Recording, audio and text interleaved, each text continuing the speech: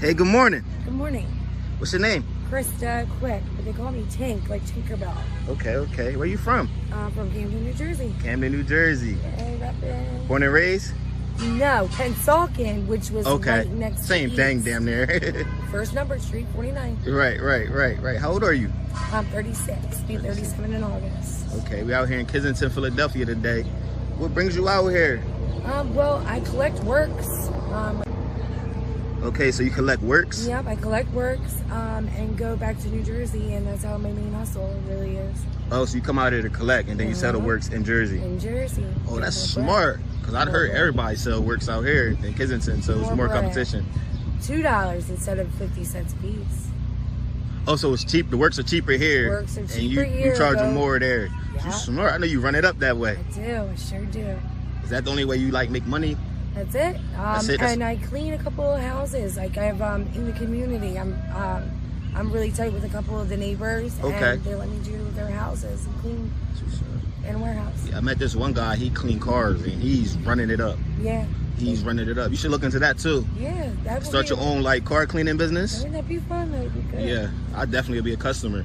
Oh, for real. Please. Get my car clean. I clean my own car myself, but you would represent. Yeah, I would definitely support all the way. That's what I like to say too. Support. I like that you got some type of hustle in you. You know, some people just ask and ask. You know, which is nothing wrong with it, but there's nothing wrong with it. But there's something wrong with it in the aspect of you're begging. Right. If you want to get high and this is the lifestyle that you choose to live, you should have something that you have a hustle of some sort. That's not a hustle. That's a beg.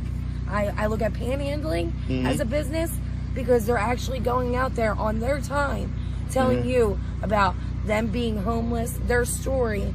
Yeah. But just be honest with that. Yeah, I respect that too. I respect panhandling too. You be it out is there. A hustle. It's just that growing up, I grew up around a lot of addicts as a kid. Right. I remember seeing the ones that could fix cars, the ones that could cut hair. Yeah. You know? Yeah. All type mow lawns, everything. Growing up, I seen all of that. And it's respect upon, because I already know it's not easy being an addict at all. It's not. So having a hustle that you're dedicated to, I support, man. I take my hat off for that. Well, I think all day. Tell me about yourself. You got any kids? I have two. I have two beautiful girls, 14 and 17. My 17-year-old's autistic. Okay. My 14-year-old just got accepted into Gloucester Tech School. Wow, congratulations to her. She wants to be a choreographic teacher. Teach it. Oh, congratulations to her. Yeah, she's doing great. How's your relationship with your kids? Awesome.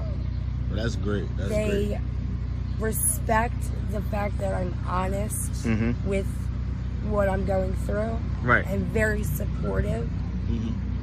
That's why this run's almost coming to an end for me. Right. I'm getting to that point where I'm tired of living it and looking at it. And, right. You know what I mean?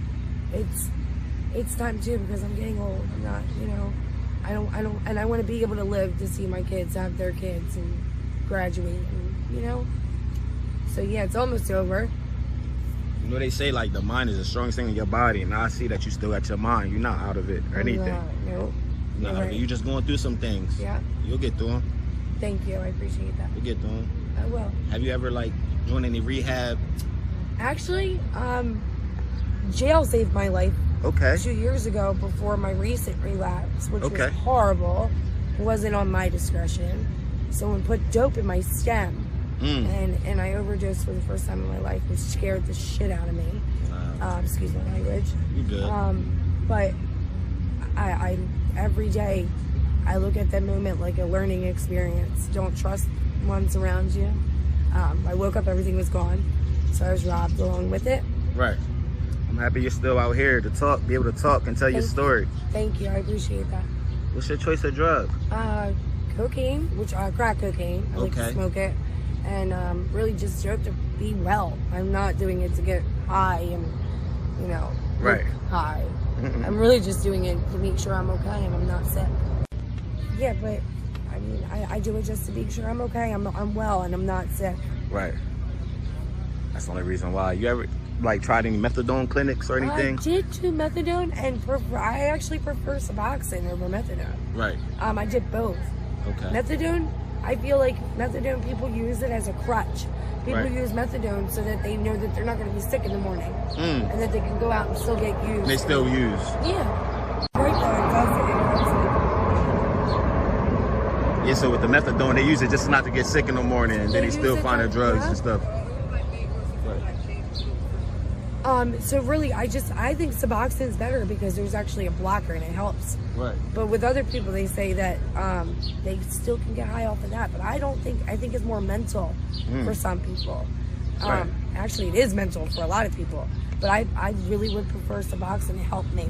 18 months I stayed off the dope because of it. Wow. Yeah. You ever think about going back on it? Absolutely. First choice. Once I hit detox and my detox is coming up, I'm gonna go back. Yeah, I think it was the best thing for me. Yeah, one of my subscribers said they was on Suboxone for like 10 years and they never touched the drug again.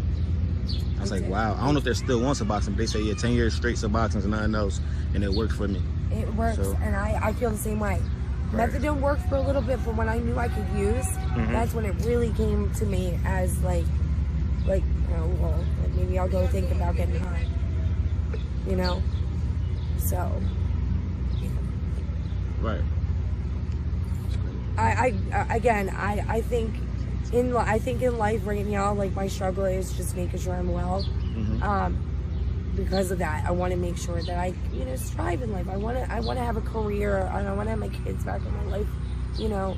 And because of that, I think, you know, when I'm ready for me, and which I know I'm almost ready for me to get clean, I'm gonna take that bullet and run with that. Right. Can I ask you, how was your childhood growing up? Childhood was great, except I dealt with a lot of watching my mom be abused when I was younger. She was being abused by the father? Yeah, physically. Right. And I was molested by my best friend's dad at 14. So a lot of that, it plays a big part. A big part. So I know this is a deep conversation. It's a deep tragic situation. It is. Can I please ask, how did that occur? Would you stand over your best friend's house, or? Yeah, actually I was, it's weird. He thought I was her when the moment happened, and which scared me after the fact that it happened. But yeah, her parents were like my godparents, went to church. And I made them my godparents. I was baptized and everything at 14. And so they was like religious people. Yes, very. He still did what he did. Yeah. Yep. I'm so sorry. And I was just happy to be that one to step up and, you know, make him a part of the Megan's Law. Because I heard after it did happen again. And I'm happy that it was registered, so that way he did prison time for it. Oh, so he actually went to jail for that? Yeah. Thank God. And terrible person. I'm sorry, that just made me upset. It does. And it's a very touching situation, but, you know, I feel like any man, and grown man in this instance, doing such a thing to a young child, it's in their head for a long time. And they don't get over that. And I know I didn't. Lost a lot of friends along the way as well, but I gained good ones too in the end. Absolutely. And it did start me out here, and it did start me from not, you know, living this lifestyle is just nothing I wish I would prey on anyone. Right. And I wouldn't. Not on my worst enemy. Not on your worst enemy. Not at all. Not at all. What's the scariest thing you've seen out here? Ooh. Scariest thing I've seen out in Kensington. Right. Kensington's a different breed. I was hit by fireworks. Actually, right there in front of that tree over there. Yeah, where they were standing, right by that tree. Like somebody threw fireworks at you? Fireworks. Would you sleep or something? And no, they just come out and they feel the need to mess with people. Yeah, mess with people. You think it's like the young kids? No, actually, it's the grown adults. Grown adults, so they come. That's how they come here have fun. They live there. Oh wow. And they throw their fireworks. They actually shoot their fireworks at people. Yeah, I heard they don't want people out here, right? Yeah. Yeah. I would shoot my gun at them. Oh.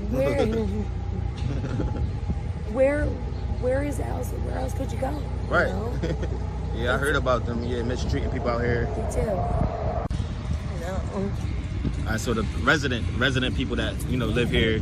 I guess they don't want people like nodding out or shooting up or whatever it is that they're doing in front of their door. And I get it.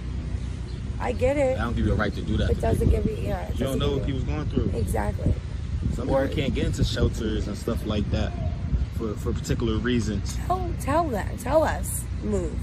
You know, yeah. At least wake them up like, hey, are you all right? You're not ODing. You good? Instead of throwing fireworks at somebody. That's I'd rather you not do that here. Right. It's you're pushing them out in an improper way. Right. When you could just kindly just go up to that person and say, hey, I'd rather you not do that right here. Can you move down? Right. You know. That's ridiculous. They do mistreat us. Yeah, I heard about it. It happens a lot. It's wrong. It does. It happens a lot. It's wrong. There's other ways you can go about it. Yeah, absolutely. You know? Camden's a little different. Yeah. What's the difference between Camden and Kensington, if you could tell me? Camden's only 8.5 square miles. Right. You understand? Yeah. Small. Mm-hmm. As big as it is small. Right. But the violence has gotten a little heavier now that the weather's breaking. Yeah, be careful out in them streets in the summer. Absolutely. Crime rate always rises everywhere. It does. Yep. You're not kidding. But I would say Kensington is a little worse. You know, they take it to a whole different level. Yeah, it's uncomfortable. I had 5 people. Now, mind you, they're users that were plotting on robbing me last night. Really? And because of one guy, the guy that was kind of like watching, making sure I was okay, if he wasn't there, I probably would have been robbed a few times last night. Hats off to that guy that looked out for you. You have to make sure you can't ride alone. Right. When you're in this lifestyle. Right. Don't. And that it might sound a little fucked up, but like it's the truth. You need someone to roll with you in a lifestyle like this. You know? Don't be alone. Don't be alone. Yeah, nope. Would you tell the youth, the young kids that's going through some things, deep depression? Talk to someone. You know, make sure, you know, don't let a drug control you, if that makes any sense. Like, drugs ruined my life. They really did. They ruined my life. They almost ruined my life, my family life, you know? Right. But the main thing is just don't say no. It really is. There is a meaning to that word, no. And it makes a lot of sense. And I mean that for anything that you know that is not right in life. Just, don't say no, please. Please. Yep. I want to thank you so much for your time. Thank you for your courage to speak up. Absolutely. Send your message out, tell your story. Thank you. Do you have any Cash App information that you can? I do, absolutely. Yeah, tell it on there so anybody feel generous. Oh, thanks. It's hashtag actually Boostin' B-Bomb. BOOS like Sam, T like Tom, N like Nancy, B like boy, OM like Mary, and B like boy. So Boostin' B-Bomb. Guys, if any of you guys feel generous, send her a little something, you know? It could be a meal, anything, something to drink. All Time Media want to thank you for your time. Thank you. We appreciate you, and we will be praying for you. Thank you.